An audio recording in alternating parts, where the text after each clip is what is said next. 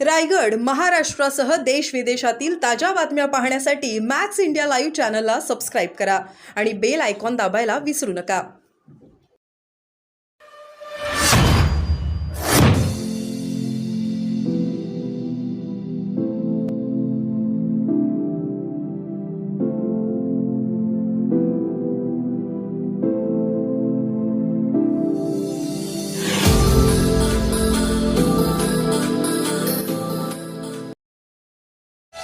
पाली नगरपंचायत पोटनिवडणुकीत अटीतटीचा सामना. शिवसेना शिंदे गटाच्या उमेदवार 13 मतांनी जिंकल्या. पाली नगरपंचायतीच्या प्रभाग 10ची नगरसेवक पदाची पोटनिवडणूक रविवारी झाली. सोमवारी या निवडणुकीचा निकाल जाहीर झाला असून शिवसेना शिंदे गटाच्या उमेदवार जिगीषा ओमकार खोडागळे या 13 मतांनी जिंकल्या आहेत. विशेष म्हणजे या पोटनिवडणुकीत भाजप विरुद्ध शिवसेना शिंदे गट आमनेसामने होते.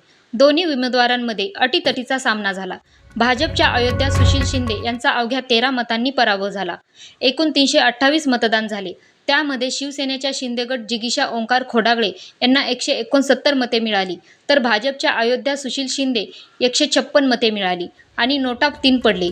निकालानंतर पाली तहसील कार्यालयाबाहेर व पालीत शिवसेना शिंदे गटाच्या पदाधिकारी व कार्यकर्त्यांनी गुलाल उधळत व फटाके फोडून जल्लोष केला. तसेच नवनिर्वाचित नगरसेविका आणि नातेवाईक व पदाधिकाऱ्यांसह श्री बल्लाळेश्वरचे दर्शन घेतले. या निवडणुकीत स्थलांतरित मतदारांनी महत्त्वाची भूमिका बजावली. नोकरी, व्यवसाय व कामानिमित्त इतर तालुक्यात व जिल्ह्यांमध्ये गेलेल्या नागरिकांनी यावेळी मतदानासाठी हजेरी लावली होती. त्यामुळे त्यांची मते निर्णायक ठरली, तर काही स्थलांतर मतदार पोहोचू शकले नाहीत. त्याचा फटकाही उमेदवारांना बसला. भाजप व शिवसेना शिंदे गट हे मित्र पक्ष असणारे दोन्ही पक्ष एकमेकांच्या निवडणुकीच्या मैदानात उभे राहिले होते.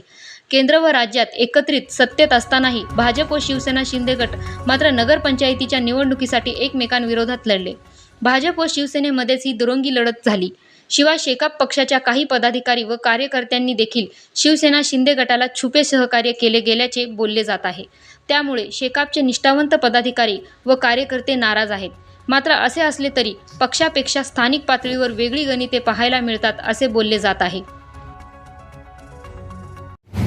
कार्यकर्त्यांचा हे होता की 100% आपली सीट लागेल म्हणून. या ठिकाणी आता जे इलेक्शन झालं, जे मतदान झालं, त्याच्यामध्ये BJP वर्सेस शिवसेना असं झालं आणि प्रभाग क्रमांक 10मधून आमच्या जिगीषा खोडागळे म्हणून ह्या उमेदवार अतिशय भरघोस मतांनी निवडून आल्या.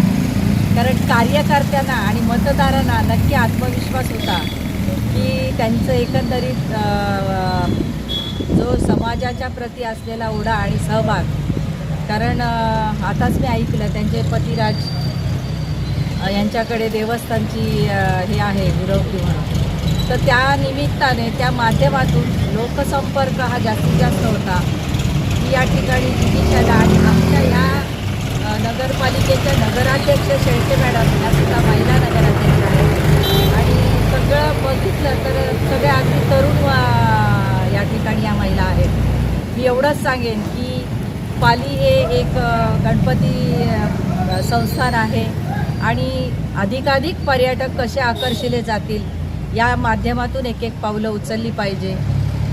आताच मी सूचित केलं की एक देवस्थान म्हणून पर्यटकांचा ओढा आहे, त्याचप्रमाणे जर एखादं जागा रिक्त असेल तर आमदार साहेबांच्या माध्यमातून आपण त्याला निधी देऊन एखादं उत्तम असं गार्डन वगैरे तयार करू, जेणेकरून पर्यटक आपण जर बाहेर फिरायला जातो तर आपण तिकीटं भरून पैसे भरून आपण रोज गार्डन वगैरे बघतो. त्या माध्यमातून तीच एक संकल्पना घेऊन ते माझ्या पालीमध्ये का करू शकत नाही, तर त्यासाठी मी आता सूचित केलं की पर्यटकांची जास्त इथे कसं वाढलं जाईल पर्यटन, आणि पर्यटन वाढलं तर आपल्या स्थानिक लोकांना एक उत्पन्नाचं साधन होईल असं या ठिकाणी मी सूचित केलेलं आहे. शिंदे गटांच्या माध्यमातून पेन सुद्या गटाचा आमदार कोण होणार? पहिली गोष्ट म्हणजे मुख्यमंत्री एकनाथ शिंदेसाहेब यांच्या नेतृत्वाखाली ज्या वेळेला महाराष्ट्रामध्ये आम्ही शिवसेना शिंदे गटाचं प्रचार आणि प्रसार करत असतो, त्यावेळेला सर्व तालुक्यातल्या लोकांची एक माफक अपेक्षा अशी असते की शिवसेनेचा आमदार हा या भागामध्ये असावा की जेणेकरून विकासात्मक जी काही जनतेची कामं आहेत ती कामं अधिक सुरळीतपणे आपण लोकांपर्यंत पोहोचवू शकतो. या माध्यमाकरता आम्ही आमचे जे दैवत आहेत की ज्यांच्या आदेशाने आणि ज्यांच्या कार्यप्रणालीवर ज्यांच्या मदतीवरती विश्वास ठेवून आम्ही सर्वजण शिवसेनेमध्ये काम करतो, असे सन्माननीय आमदार महेंद्र शेठ दळवी यांच्या नेतृत्वाखाली आम्ही पेण सुधागड नागोठणा या विभागामध्ये आज काम करतो आहे. हे काम करत असताना मला सन्माननीय भावी जिल्हा परिषद अध्यक्षा मानसीताई दळवी यांच्या समवेत इथे असतानासुद्धा मला ही गोष्ट खेदाने सांगावीशी वाटते की भारतीय जनता पार्टीचा आमदार पेण सुधागड नागोठण्याला लाभलेला आहे आणि मामी आम्ही जीवाचं रान करून भाजपचा आमदार निवडून आणण्याकरता 2019मध्ये पराकाष्ठा करून काम केलेलं आहे आणि निव्वळ शिवसेनेच्या मतांमुळेच आज भारतीय जनता पार्टीचा आमदार इकडे विराजमान आहे. असं असतानासुद्धा DPDCचा निधी जो वाटला जातो त्याच्यामध्ये शिवसेनेच्या वाट्याला कोणतीही कामं या तालुक्याकरता येत नाही आहेत. तर आमच्या सर्वांची अशी माफक इच्छा आहे की शिवसेनेमध्ये काम करणारा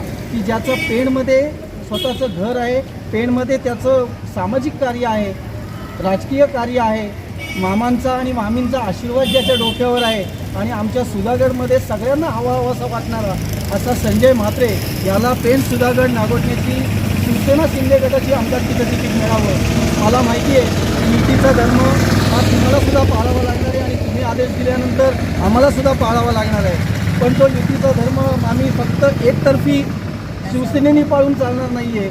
कारण की प्रसाद भोईर यांनी स्थानिक आमदारांच्या विरोधात भूमिका घेतली तर त्यांची पक्षातनं हकालपट्टी केली जाते. पण तेच दुसरे भोईर जे अलिबागमध्ये आहेत त्यांनी पक्षाच्या विरोधी कारवाया केल्या, कामकाज केलं तर त्यांची अजून पक्षातनं हकालपट्टी होत नाही. हा युतीचा धर्म होत नाही आहे. टाळी हे एका हाताने वाजत नाही आहे. आम्ही खूप छोटे आहोत. फक्त आम्ही आपल्याला विनंती करतो की युतीमध्ये जसं राष्ट्रवादी, भाजप आणि शिवसेना आपण एकत्र आहोत, त्यावेळेला राष्ट्रवादींनी या वॉर्डमध्ये धर्म पाळला पण BJPने धर्म पाळला नाही. BJPच्या वरिष्ठ नेत्यांनी प्रभाग क्रमांक 10मध्ये ही जागा शिवसेनेला सोडली पण स्थानिक इकडच्या नेतृत्वानी नाव घ्यायचं झालं तर राजेश मपारा आणि गीताताई पालवेच्या यांच्या अट्टहासामुळे इकडे भाजपनी ही निवडणूक या इकडच्या जनतेवरती लादली. पण जनतेने सुद्धा शिवसेनेवरचा विश्वास सार्थ ठरवला आणि जिगीषाच्या रूपाने एक होतकरू आणि चांगली उमेदवार आपण विजयी करण्यामध्ये आपल्याला यश मिळालं. आज आम्ही आपल्या आशीर्वादाने पाली नगरपंचायतीवर शिवसेनेचाच भगवा पडतोय.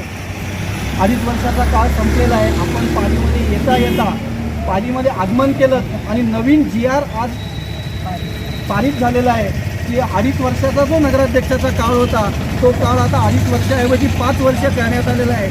आणि मला सांगायला आनंद होतो की या 5 वर्षाकरता प्रणाली सुरेश शेळके ह्या पाली नगरपंचायतीच्या शिवसेनेच्या नगराध्यक्षा असतील याच्यामध्ये आता कोणतंही दुमत असण्याचं कारण नाही. आणि जशी शिवसेनेची सत्ता पालीवरती आहे तशीच जिल्हा परिषदेमध्ये सुद्धा दोन्ही उमेदवार हे शिवसेनेचे निवडून आणून आपण जिल्हा परिषदेच्या अध्यक्षा कशा व्हाल ह्याच्याकरता खालीचा वाटा नक्की उचलू एवढं बोलतो आणि इथे थांबतो. जय हिंद.